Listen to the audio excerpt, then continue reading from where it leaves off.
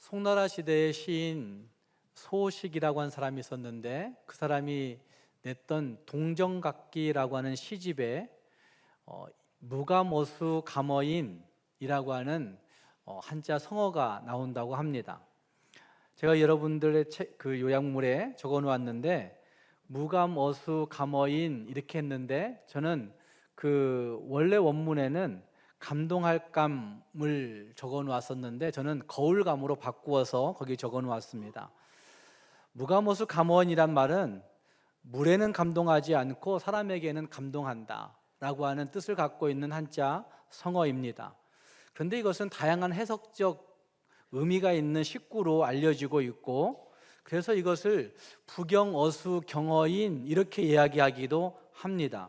물에 자기를 비춰보지 말고 사람에게 비춰보아라 이렇게 얘기하고 있는 구절인데, 이거를 거울감으로 바꾸고 거울경으로 바꾸면 거울에 사람을 비춰보지 말고 자기 자신을 비춰보지 말고 사람에게 비춰보아라, 자신의 모습을 거울에 비춰보지 말고 사람에게 비춰보아라 이렇게 얘기할 수 있는 부분이 되어지는 것이죠.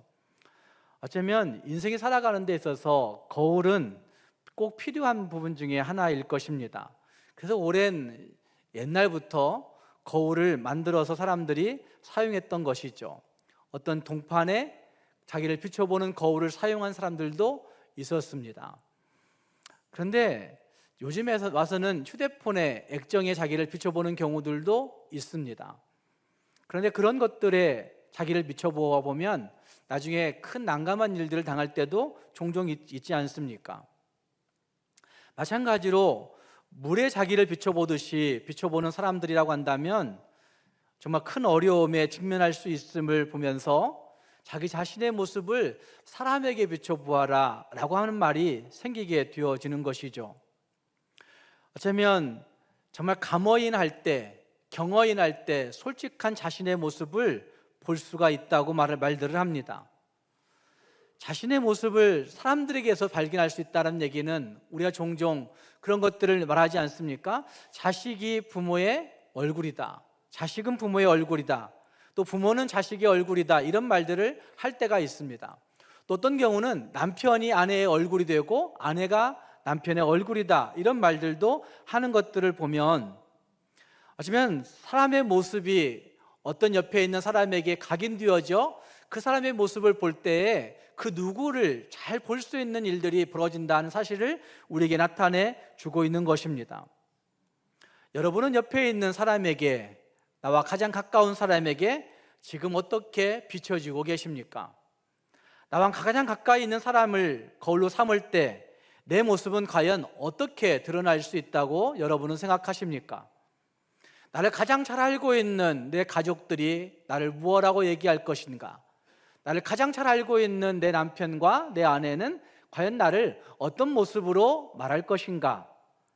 생각해 볼 필요가 있는 부분이죠.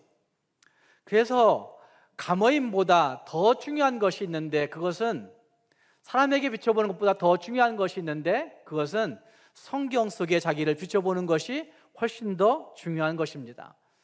성경이 우리의 거울 되어서 성경 속에 우리 자신들을 비춰보게 될 때 정말 안과 밖이 다르지 아니한 하나님 앞에서 정말 진실한 그리스도인들의 모습이 될 수 있기 때문에 성경을 통해서 우리를 비춰볼 수 있는 모습이 필요하다는 말입니다. 그래서 모든 그리스도인들은 말씀이라는 거울이 있다고 저는 생각합니다. 성경이 우리의 삶을 조명합니다. 성경이 우리의 생각을 조명합니다. 성경이 우리의 감정을 조명합니다.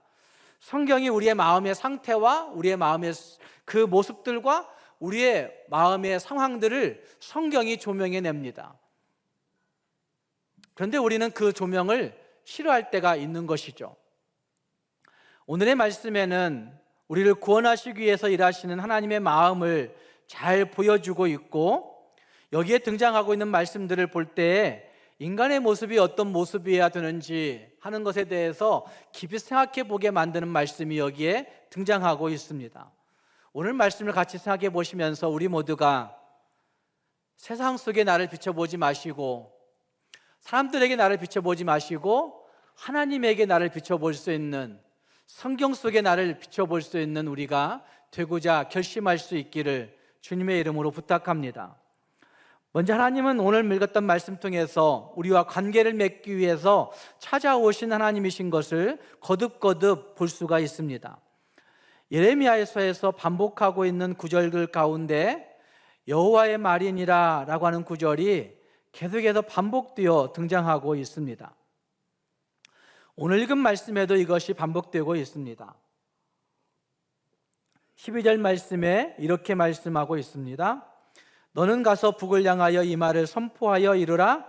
여호와께서 이르시되 라고 말씀하고 있습니다. 여호와께서 이르신다는 말씀은 여호와께서 말씀하신다 라고 하는 뜻이죠. 여호와께서 말씀하시니라 이렇게 표현하고 있는 말씀이 12절에 등장하고 있습니다. 그리고 12절 말씀에 보시면 배역한 이스라엘아 돌아오라 이렇게 말씀하십니다.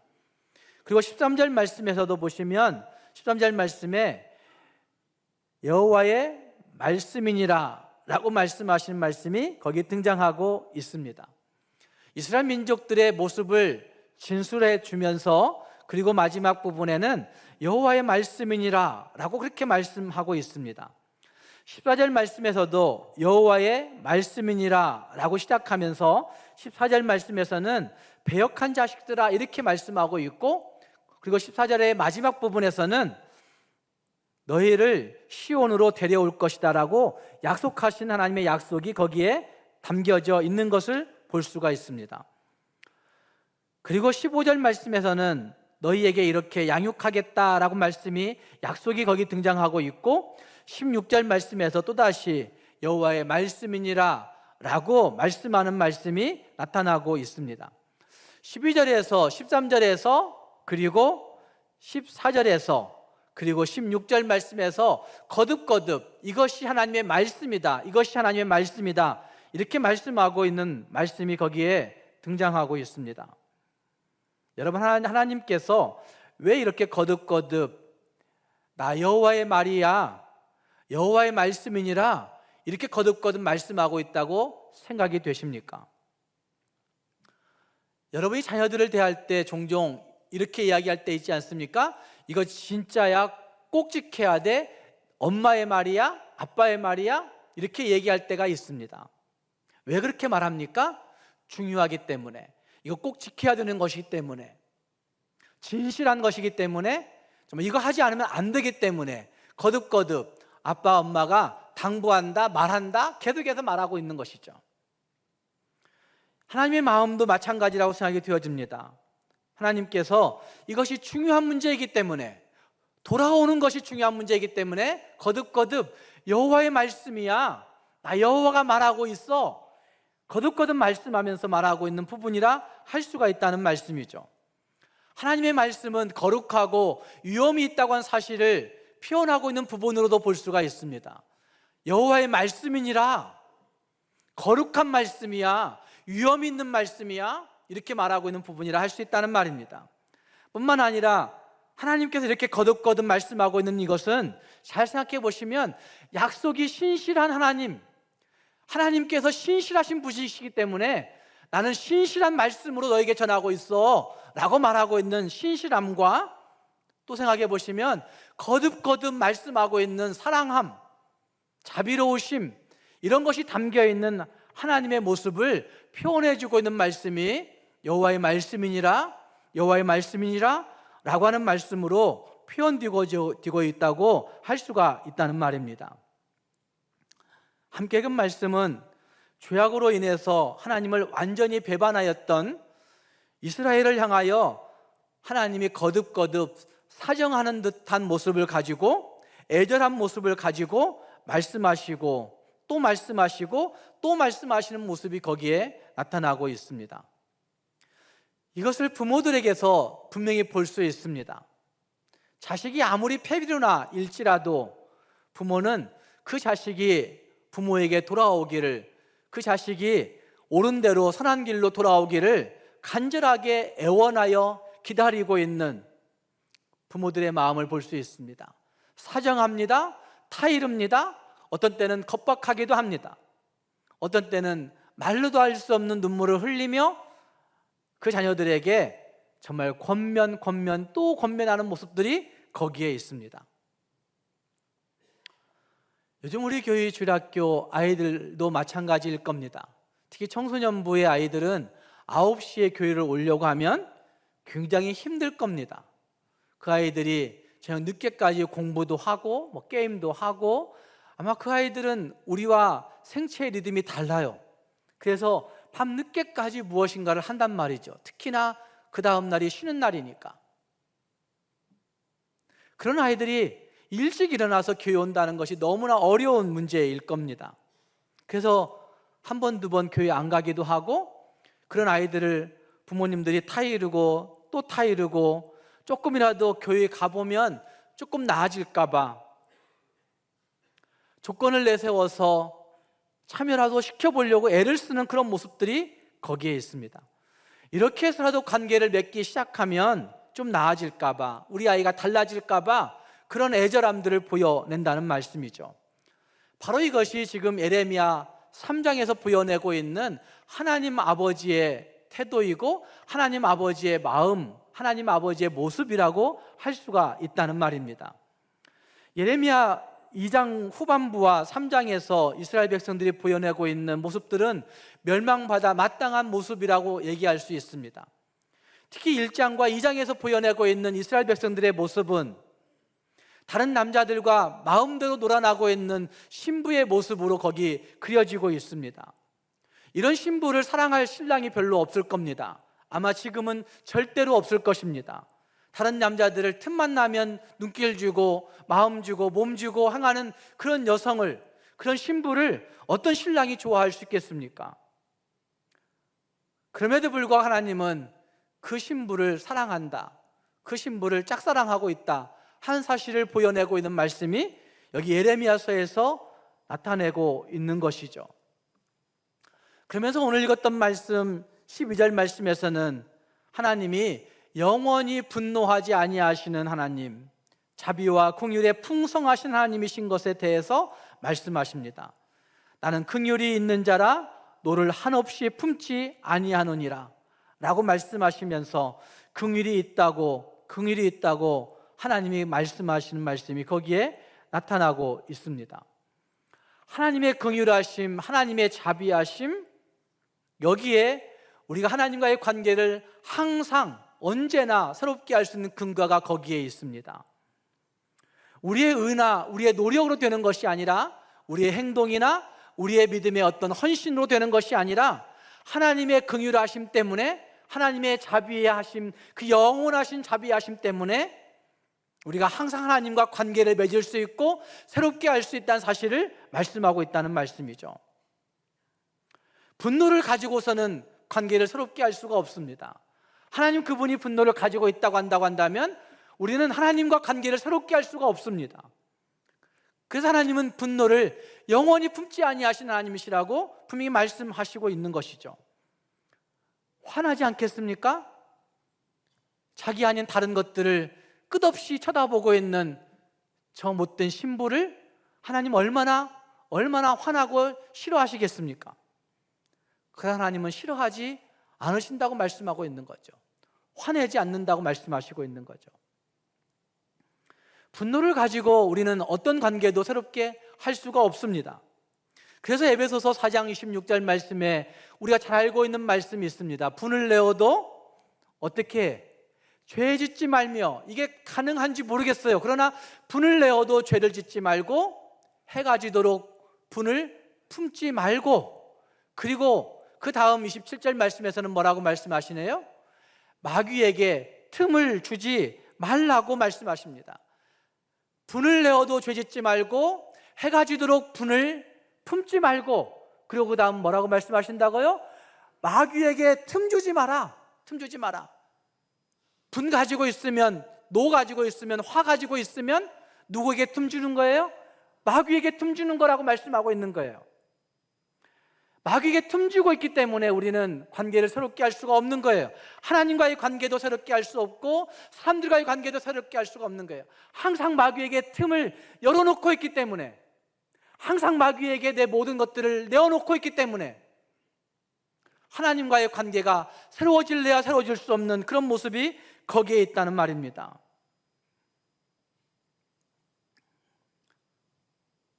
우리는 분노를 쉽게 풀지 못합니다. 그 분노가 항상 우리 안에 있어야 될 이유가 하나도 없다는 사실을 금방 발견해요. 조금만 지나고 나면 별것도 아닌데 내가 화내었었네? 라고 얘기해요. 별것도 아닌데 내가 이렇게 했었네? 라고 얘기해요. 뭐 때문에 그러죠? 자존심 때문에, 내 안에 있는 어떤 욕망 때문에, 감추고 싶은 욕망들이 있어요. 다 가지고 있어요. 없는 척하고 있어요 뿐이에요. 다 감추고 있는 그 내 욕심, 내 입장, 별것도 아닌 그 내 입장 때문에, 자존심 때문에 그 분노를 내려놓지 못하고 행하는 것이죠. 그래서 심리학자들은 그렇게 얘기하잖아요. 인간의 마음은 구정물통과 같다. 구정물통과 같다. 누군가 휘젓기만 하면 금방이라도 그것이 솟구쳐 나와서 충동이 나오고, 화가 나오고, 욕이 나오고, 못된 것이 나오고, 못된 생각이 발현되어지고 하게 된다 라고 얘기하죠. 현대 심리학이 가지고 있는 잘못된 모습도 여기에 있습니다. 현대 심리학은 행동주의 처방이라고 하는 고급적인 용어를 가지고 사람이 가지고 있는 분노를 담아두면 안 된다. 그래서 그 분노를 표출해라. 표출을 하는 것도 치유의 방법이다 라고 그렇게 얘기를 합니다. 마음껏 발산할 때 그 분노가 해결된다고 이야기합니다. 그런데 해결되십니까, 여러분? 다시 생각해 보시면 구약시대에 이스라엘 민족이 많이 숭배했던 바알 신앙이 있었습니다. 바알과 아세라 신을 섬겼었는데 그 바알 신을 섬기는 바알 신앙을 연구한 어떤 학자들이 이런 해석을 내놓습니다. 바알 신앙이 무엇이냐고 이야기할 때 한마디로 요약하면 충동이 일어나는 대로 하고 싶은, 충동이 일어나는 대로 행하는, 충동이 일어나는 대로 행동하고 충동이 일어나는 대로 행하는 그것이 바알 신앙의 진수다, 이렇게 얘기합니다. 내 마음속에 있는 욕심을 가지고 무엇인가를 섬기고 싶을 때 그냥 그렇게 행해요. 그런데 그 신을 섬기는 섬김이 신만 섬기는 것으로 끝나지 아니하고 바알 신앙, 이방 신앙들은 대부분 다 성적인 욕구들과 연결되어 있어서 이방 신을 숭배하는, 이방 신상들을 숭배하는 신전들에는 항상 그러한 창기들이 같이 있었고, 아니면 제사를 드려주는 그 제사를 돕는 사람들이 함께 그 일들을 감당하는 창녀들이 함께 있었던 것들을 기록들을 통해서 볼 수가 있습니다. 바알 신앙이 무엇이냐고 묻는다면 바알 신앙은 인간의 충동대로 행하는 것, 그걸 모토로 하고 있는 신앙이 바알 신앙의 모습입니다. 바알은 사람을 억압하는 것을 죄라고 가르칩니다. 그래서 아무것도 억압하지 말고 네가 하고 싶은 대로 행해 라고 이야기하는 것이 바알 신앙의 모토라고 얘기할 수 있다는 말입니다. 정욕을 마음껏 발산하라고 이야기하는 것이 바알 신앙입니다. 네 마음의 욕구, 욕심을 마음껏 발산하라, 이 신전 안에서만 발산해라, 이렇게 얘기하는 것입니다. 그러나 그렇게 발산한 분노는 또 다른 분노를 자아낼 수 있게 만들게 되고, 그 분노의 발산이 습관적이 됨으로 말미암아 습관적인 분노 가운데 처할 수 있는 매우 위험한 방법이 되고 있는 것을 21세기에 많은 사람들에게서 발견되어지고 있는 증상들이라고 할 수가 있는 것이죠. 성경은 그렇게 말씀하지 않습니다. 분을 내어도 죄짓지 말고, 분을 내어도 해가 지도록 품지 말고, 그리고 분을 내어도 마귀에게 틈 주지 말라. 이 말씀은 잘 생각해 보시면 너의 마음속에 안전벨트를 매라고 말씀하고 있는 것이라 얘기할 수가 있는 거죠. 우리의 영혼의 안전벨트를 매야 된다고 말씀하고 있는 것이고, 우리의 감정의 안전벨트를 매야 된다고 말씀하고 있는 것이고, 네 마음속에 있는 욕심과 네 생각 속에 마음대로 하지 말고 거기에 안전벨트가 있다고 하는 사실을 말씀하고 있는 것이, 분을 내어도 죄짓지 말고 해가 지도록 품지 말고 마귀에게 틈 주지 말라는 말씀과 연관되어 생각해 볼 수 있는 부분이라 할 수 있다는 말입니다. 분을 품고 부부관계를 잘할 수 있는 일은 없습니다. 분을 품고 부모 자식 간의 관계가 좋아질 수 없습니다. 분을 품고 친구와의 관계들이 좋아질 수 없습니다. 분을 품고 형제의 관계가 좋아질 수 없습니다. 분을 내재적으로 가지고 있으면서 하나님과의 관계가 좋아질 수가 없습니다. 하나님 앞에 하나님의 분노를 영원히 품지 아니하시는 분이라는 사실들을 의심할 때에 우리는 하나님과 관계를 잘 행할 수가 없습니다. 하나님 앞에 불평하고 원망합니다. 그러나 하나님은 분을 영원히 품지 아니하시고 우리와 항상 관계를 새롭게 하려고 문을 열어놓고 기다리시는 분이라는 사실들을 우리가 기억하면서 우리 안에 있는 내면의 분노를 주님 앞에 내려놓고 하나님과의 관계를 항상 새롭게 할 수 있는 우리가 되어야만 되는 것입니다. 사랑하는 성도 여러분, 내 안에 있는 분노의 찌꺼기가 무엇인가 한번 생각해 볼 수 있기를 바랍니다. 그리고 하나님은 나에게 무엇라 말씀하시는지 다시 한번 기억해 보면서 우리의 생각과 우리의 영혼과 우리의 감정에 성경이라고 하는 안전벨트를 꽁꽁 동의 메모로 말미암아 하나님과의 관계를 항상 새롭게 할 수 있는 우리 모두가 될 수 있기를 주님의 이름으로 축복합니다. 여기 본문에서 또 한 가지 생각할 수 있는 것은 하나님과의 관계를 새롭게 하기 위해서 우리는 하나님께로 돌아가야만 한다는 것입니다. 함께 읽은 말씀 12절 말씀에서 여호와께서 말씀하신다 이르시되 라고 말씀해 놓고, 그리고 12절의 맨 마지막 구절에서 여호와의 말씀이니라 라고 말씀하신 말씀이 거기 등장하고 있습니다. 그런데 그 중간에 뭐라고 말씀하고 있느냐? 배역한 이스라엘아 돌아오라고 말씀하십니다. 배역한 이스라엘아 돌아오라고 말씀하십니다. 예레미야는 선지자들 중에서 그 누구보다도 돌아오라라고 하는 말을 많이 사용한 선지자라고 이야기할 수 있습니다. 예레미야서에만 125차례 사용되어졌고, 우리가 지금 읽고 있는 이 3장 말씀과 그리고 그 다음 장 4장 말씀에도 20번씩이나 반복하면서 하나님께 돌아와야 할 것을, 하나님이 돌아오는 것을 기대하고 있다는 사실을 말씀하고 있습니다. 그만큼 이스라엘을 향한 하나님의 강렬한 호소, 이스라엘을 향한 하나님의 강렬한 호소를 여기에서 볼 수가 있습니다. 오늘의 말씀에도 3번씩 호소하고 있습니다. 이미 말씀드린 대로 12절 말씀에서 첫 번째 호소가 등장합니다.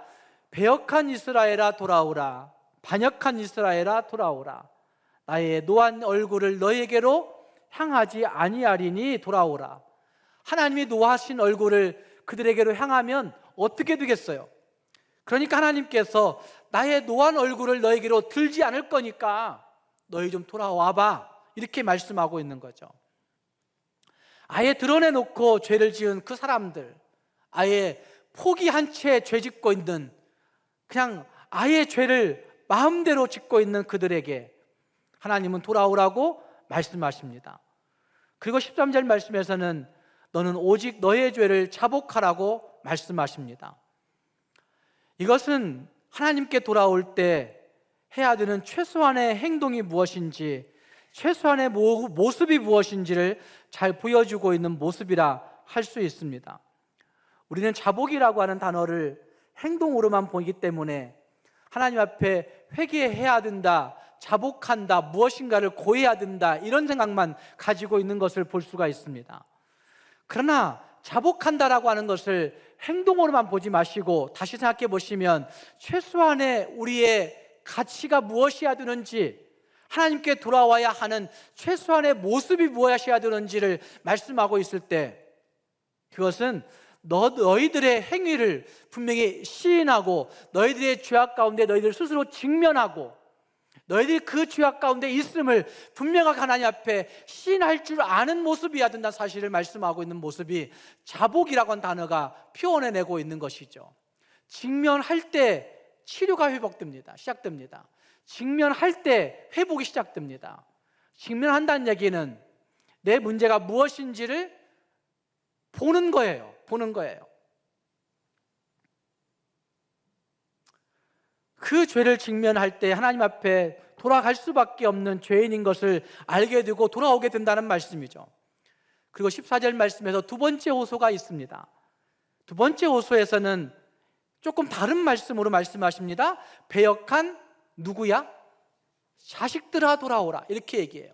이스라엘아라고 표현했던 표현은 어떻게 보면 불특정 다수 이스라엘 민족 전체를 일컫고 있는 모습인 것 같이 느껴지죠.